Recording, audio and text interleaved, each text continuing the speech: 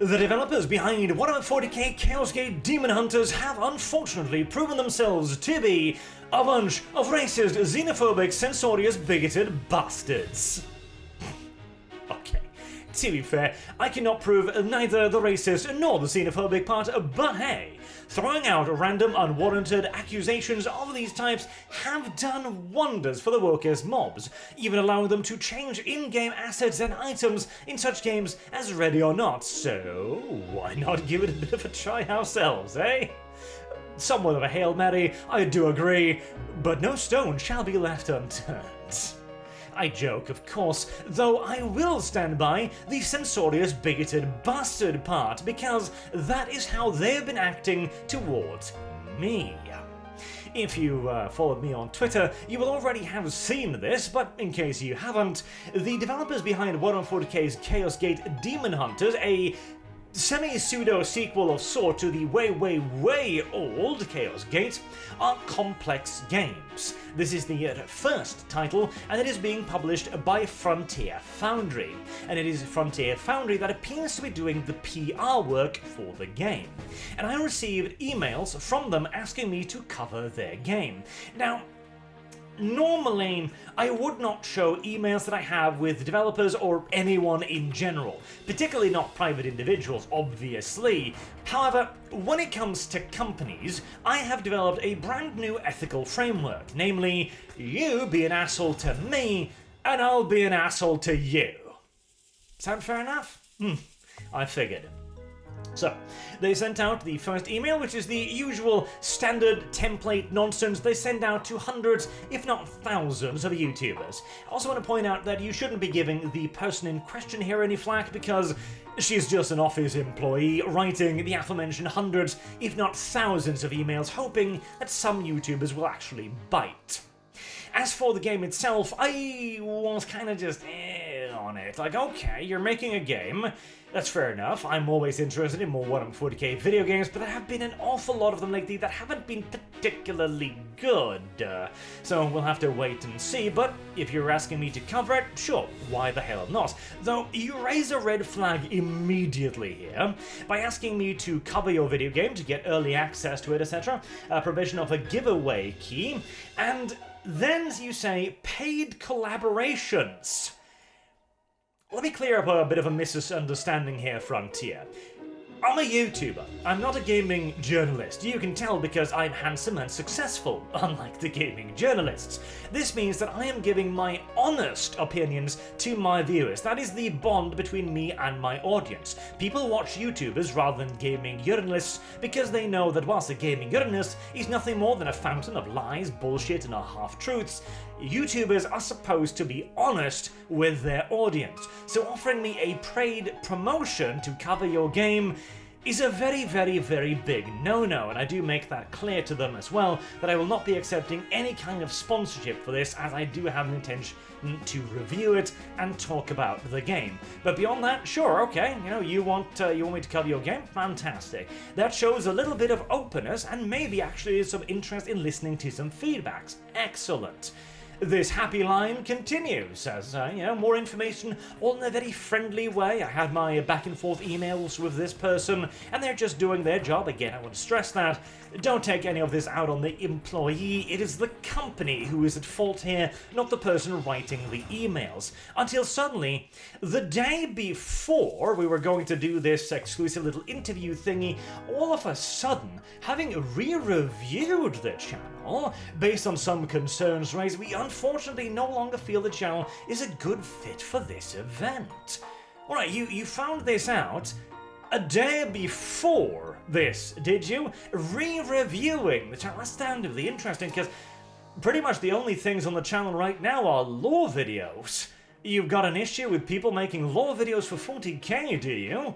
Well, considering GW's recent IP tightenings, that might actually be it, but let's be honest here. Let's not be lying sacks of shit for 1 second, shall we, company? I know it's damnably difficult for any corporate entity to not be a giant lying feces bag, but what happened here was you got a call from Games Workshop. and you were told, no, no, no, we are a censorious company. We don't like people who disagree with us or give us negative reviews, and we will not work with them.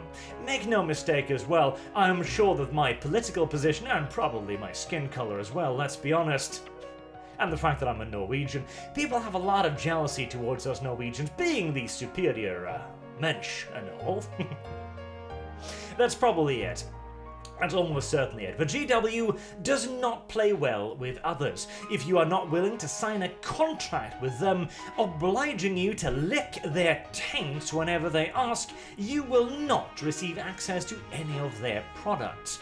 And, well, probably the developers have signed that very self-same contract, and they figured that associating with an individual who might not give them complete one-sided praise might reflect poorly on Games Workshop image, which is a violation of GW's ridiculous NDA contract, mind you, as well. Oh well, none too great of a loss. If Frontier's recent catalogue is anything to judge by, specifically Jurassic World Evolution 2, their video game prowess is somewhat lacking, as that game was a straight downgrade in every single respect from the previous game. And if that holds true, I'd suggest you go pick up the original 40k Chaos Gate instead of the pseudo-spiritual successor kind of sequel thingy. Additionally, I still do have quite a bit of love for good old games, and there are quite a lot of old, great 40k titles. That Rights of War's a damn good one, giving you a rare perspective of the Eldar as well. That's infrequent, to put it mildly. Or Final Liberation, another great one. Or Shadow of the Horned Rat, and I miss that old school Warhammer art, I really do. It's still grim, it's still dark, it's very violent, clearly so, but it's got a little bit of brightness to it, a little bit of colour. It's fantasy races clearly being fantasy races, rather than, you know, black, red, dirt, brown, a little bit of green here and there, of modern day 40k. Man. If only I were. If 20 years ago you'd told me that I wanted 40k and Warhammer to be more colourful, I would probably have called you a liar, but time makes liars of us all, I do guess. So, a little bit more expansive on this. This is hardly a rarity. I've had several cases where the developers have been super interested in working with me because, of course, all they want is PR for their video game.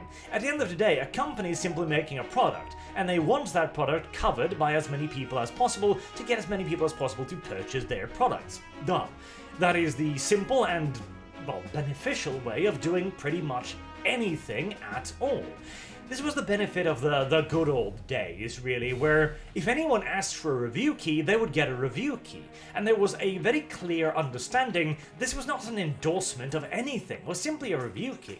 It was a person making a review video of a video game. That was it. Until eventually this got more and more politicized, and also the companies themselves realized that, hold on, we can use these excuses to hedge our bets. We can withhold review keys from certain individuals. And we're not even talking people who are as controversial as I am here, sitting here saying that Warhammer should be for everyone who doesn't want to destroy it. You know, because again, I remind you as well, gatekeep always, because if you do not gatekeep, you will be gate-kept, as we have proven here yet again. But the company has realized that they don't have to give out review keys to people they can't trust. And so they've got more and more selective. This became a problem under the golden years of Total Biscuit, I remember. He talked about this quite frequently, and the idea that withholding review keys from reviewers was a very, very bad idea that would eventually lead to a very, very dark spot where companies would be able to give out keys to those they knew would be able to give them glowing reviews. Hint, hint, hint, paid collaborations. And this is the issue as well. As I mentioned previously, as a YouTuber, I am supposed to be a hell of a lot more trustworthy than a games journalist. When I do an ad, this is a personal thing of mine, whenever I do an ad, it is for something that I myself use and endorse. I never do an ad for any other thing that I myself cannot vouch for. That's one of the reasons why I couldn't possibly do a paid promotion for 140k Chaos Gate, because I've got no idea if the game is going to be actually good or not. And I'm very clear about any of this whenever I make a recommendation about Kickstarter or anything like that also.